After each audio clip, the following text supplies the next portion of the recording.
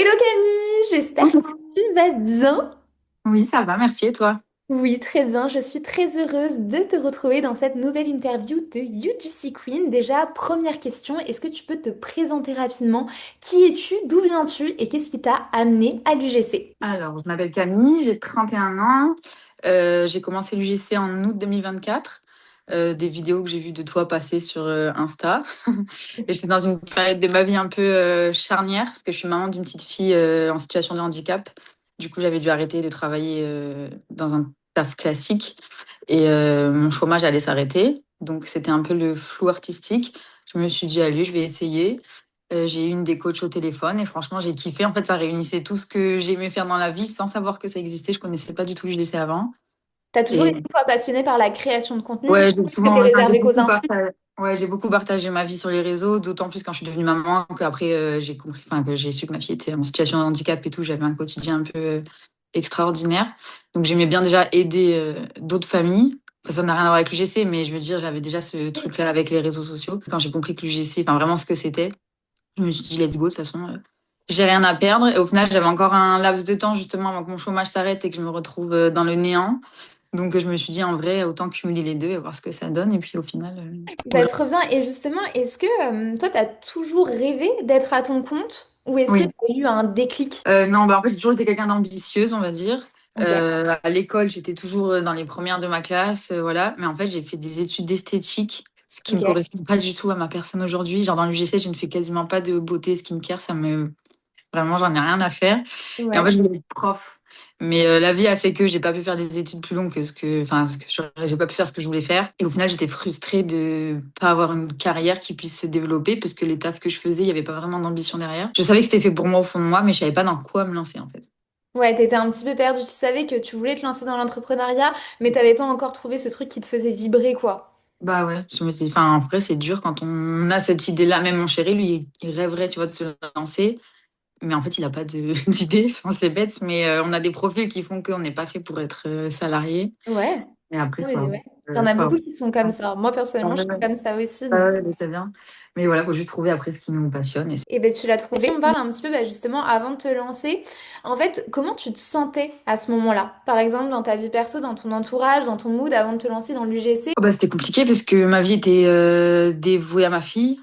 Je suis passée d'une femme, enfin d'une vie à peu près normale d'une jeune à une maman aidante qui est tous les jours chez les kinés, chez les médecins. Et puis en plus, je me suis séparée du papa de ma fille, donc j'étais vraiment seule dans mon combat, dans mon quotidien. Donc vraiment, en fait, et même si j'aime ma fille plus que tout au monde, moi, avoir que ça dans ma vie, c'était plus possible. Enfin, je commençais à devenir un peu zinzin.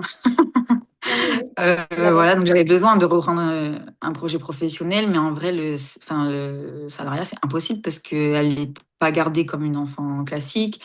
Enfin, tout était flou, en fait. Et là, d'avoir trouvé un travail qui match avec ma vie, qui est atypique et que je puisse faire comme je veux, quand je veux, bah, franchement, enfin, ça a résolu pas mal de problèmes. Ça, j'en Ouais. suis très contente. Et si on parle un petit peu de ta transformation depuis que tu as rejoint notamment la UGC Academy, déjà, première question, quel a été ton déclic pour justement rejoindre une formation, rejoindre la UGC Academy? Bah déjà, vu que je connaissais rien de l'UGC, quand j'avais eu Camille au téléphone, j'ai compris, je crois, à la fin de l'appel, que en fait, c'était pour les marques et pas sur nos réseaux et tout qu'il fallait. Vraiment, au début, j'étais dans le flou total. Et elle m'a dit cette phrase que vous dites souvent, je pense, de miser sur soi, d'investir sur soi. Et en vrai, j'avais eu une petite somme d'argent qui était tombée du ciel, on va dire. Donc, je Ok. me suis dit, en vrai, autant investir là-dedans et let's go, quoi. Enfin, j'ai rien à perdre, je sais que c'est fait pour moi. Et Ok. puis après la UGC, parce que en fait pour la petite histoire, ma meilleure amie, on ne se voit pas très souvent, mais c'est ma meilleure amie quoi. Mais on a grandi ensemble pendant 10 ans, on était collés tous les jours ensemble de notre vie.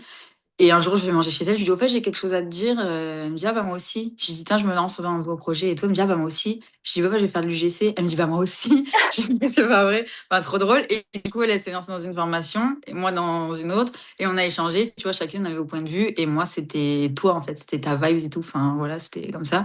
Et même si elle, elle me prônait une autre formation. Où en Ouais. vrai, chacune on a fait notre chemin, tu vois, et aujourd'hui on s'éclate toutes les deux. Mais C'est vraiment trop cool, mais c'est hyper drôle ouais, au niveau du timing. Et justement, là, si on parle vraiment ouais, de ta transformation depuis que tu as rejoint la UGC Academy, qu'est-ce qui a changé? bah, tout de savoir que je peux avoir un projet pour moi, et pas en tant que maman, mais en tant que femme, et c'est ce qui me manquait le plus en fait. Mm. Et voilà, mon quotidien. En vrai, je me dis, mais avant, je trouvais que j'avais le temps de rien.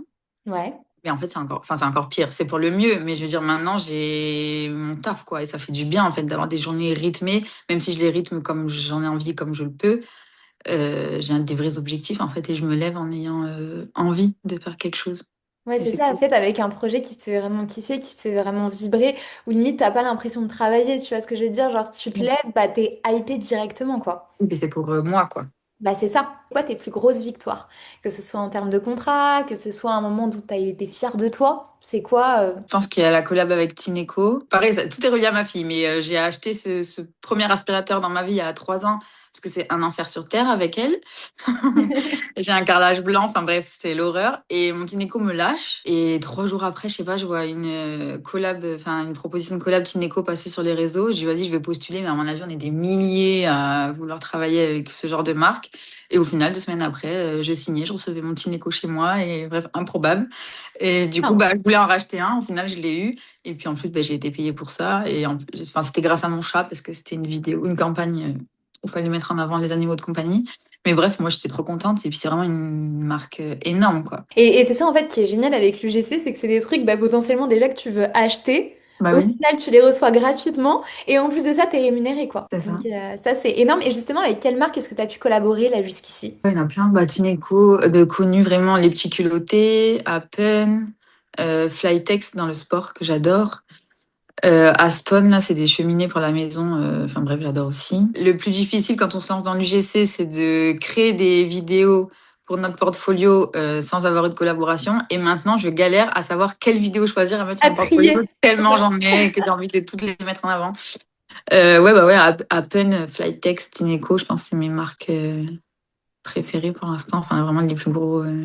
Ah bah trop bien. Franchement, je Ouais. peux être hyper fière de toi là-dessus. Si on parle un petit peu de chiffre d'affaires, combien tu as réussi à générer ou combien tu génères environ par mois? C'est encore assez variable. Là, de cette fin d'année, ça commence à être vraiment chouette. Mon plus gros mois, du coup, oui, ça fait partie de mes plus grosses fiertés aussi, c'était le mois d'octobre. Je sais même plus. Mais c'était 2000, je l'avais mis dans mes victoires, là. Je crois que c'était Oui. 2008.